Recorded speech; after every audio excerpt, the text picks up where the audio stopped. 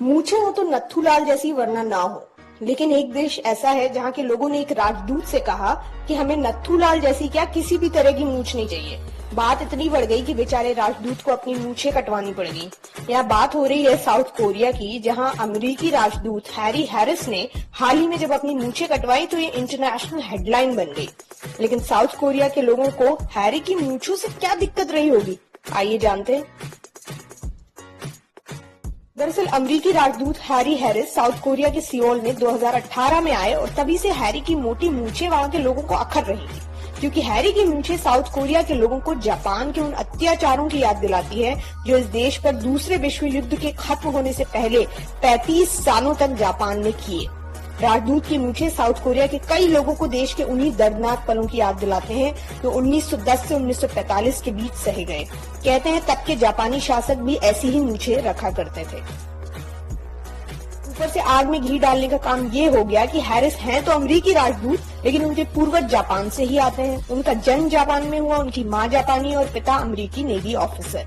जब हैरिस 2018 में अमेरिकी राजदूत के तौर पर साउथ कोरिया आए तब कई लोगों को लगा कि जापान से ताल्लुक रखने वाले राजदूत को भेजकर जानबूझकर अमेरिका ने साउथ कोरिया की बेइज्जती की है।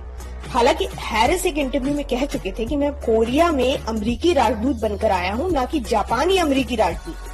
2019 में एक विरोध प्रदर्शन के दौरान हैरिस की तस्वीरों पर लोगों ने बिल्ली की मूछें लगा दी। यहाँ तक कि ये मूछें अमेरिकी और साउथ कोरिया के बीच के कड़वे हो रहे रिश्तों का प्रतीक बन गई। अमेरिका और कोरिया के बीच रक्षा मामलों को लेकर लंबे वक्त से असहमति चल रही है, जिस पर हम आगे बात करेंगे। फिलहाल ताजा खबर यह है कि हैरिस ने 2 साल के विरोध के बाद आखिरकार मूछें कटवा ली, लेकिन उनका कहना है कि ये काम उन्होंने विरोध के चलते नहीं किया बल्कि गर्मी की वजह से किया। हैरिस का कहना है कि गर्मी में कोरोना की वजह से उन्हें मास्क पहनने में इन मूछों की वजह से काफी दिक्कत आ रही थी, इसलिए उन्होंने मूछों से छुटकारा पाया। वजह जो भी हो, साउथ कोरिया के लोग खुश हैं कि हैरिस ने मूछें कटवा ली।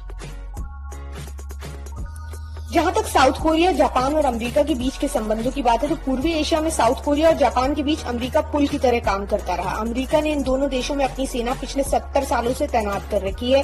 जापान ने साउथ कोरिया पर कभी राज किया। इस कड़वे इतिहास के बावजूद इन दोनों देशों के बीच संबंध अच्छे थे, लेकिन 2018 में साउथ कोरिया की सुप्रीम कोर्ट ने एक फैसले में कहा कि जापान राज के दौरान जिन साउथ कोरियन लोगों को मजदूर बनाया गया था जबरन, उन्हें जापानी कंपनियों से मुआवजा मिलना चाहिए।